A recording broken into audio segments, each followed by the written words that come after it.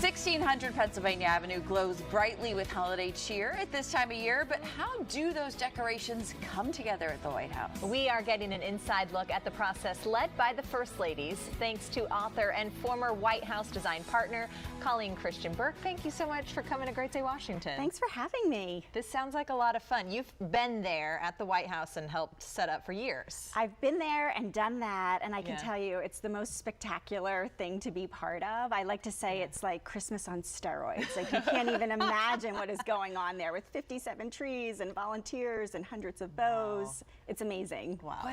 So you work with the First Ladies in designing what it's going to look like? So I started as a volunteer for First Lady Laura Bush, and then I was lucky enough to progress to design partner in 2014. So I actually started working on the decor in February, which was really crazy. The February before Christmas. And what I learned is every First Lady really cares about Christmas and puts their own signature style on it.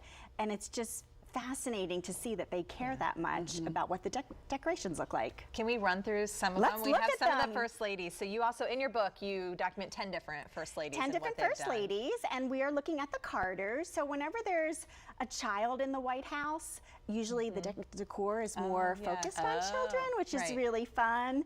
And then all the First Ladies have a theme, which I didn't know, and Jackie Kennedy was the First Lady who started the themes. Wow. Okay, we have some of Jackie Kennedy right here. She always looks beautiful. Always looks beautiful. So she said, if we're going to have 100,000 people over for the holidays, let's curate it. Let's pick a theme and make it special.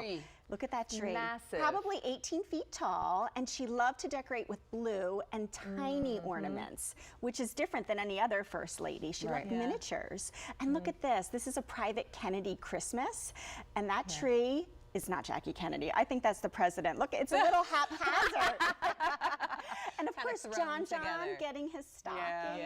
I mean, so what I learned was the White House is a private home and a public place. And what a neat way to think about history.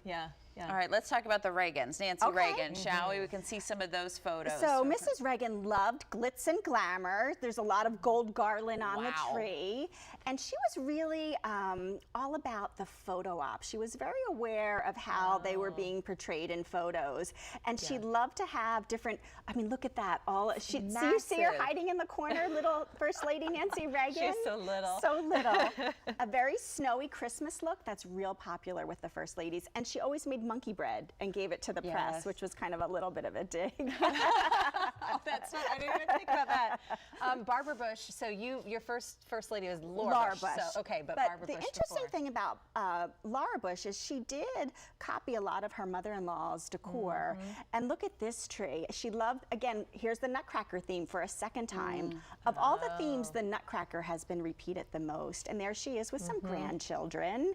And that young youth in the White House. And again, the snowy Christmas look. This is the East Room, which usually has 4 or 5 gigantic trees about 15 feet tall.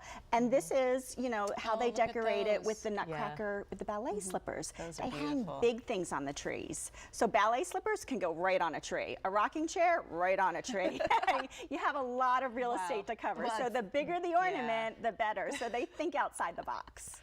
All right, let's look at the Clintons, Hillary Clinton. So I was surprised. I thought maybe Mrs. Clinton wouldn't be as interested as some other First Ladies because she had a lot of political causes, but she really put her stamp on it. And she also did the Nutcracker when Chelsea was dancing in the ballet as a teenager. And here they are. This is the Blue Room tree. Every first couple gets their picture in front of that tree. And then here she is in the Cross Hall. And she really mixed it up every year. And she worked with different designers. I mean, that's breathtaking. Beautiful. Look at those trees. Was funny. I was telling Kristen yesterday, helping put the segment together, that I thought thinking of Hillary Clinton being the leader of the Christmas decorations is not exactly the commander-in-chief of Christmas, Hillary Clinton, but she was. And so when she was running for president, I was hoping she'd win just because I wanted to see what Bill would do with the decorations. True, we need to see that sometime.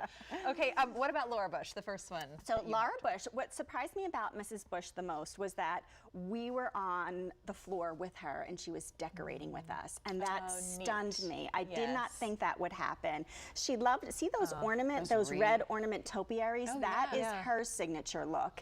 And this is her interpretation of a snowy Christmas.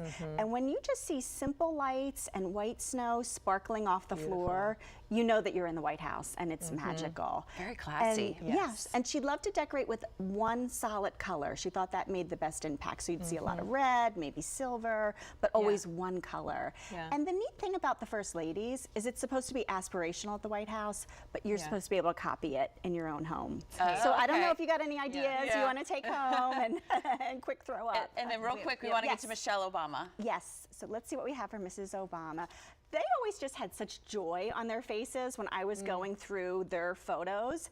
And she loved to decorate with colors that you might not think about, like a turquoise blue or a purple. Love that on a tree. And she was very, very creative, and there was always just such joy in the Christmas decorating and then the experience. And these little gingerbread ornaments, she made those with the children of some military personnel who were serving overseas. And it was just very special that she always invited military families in. It's so neat to see all of their own stamp on this. Thank you, Colleen. Colleen. It's so special. My pleasure. Appreciate it. Merry Thank you for bringing that Christmas. to us.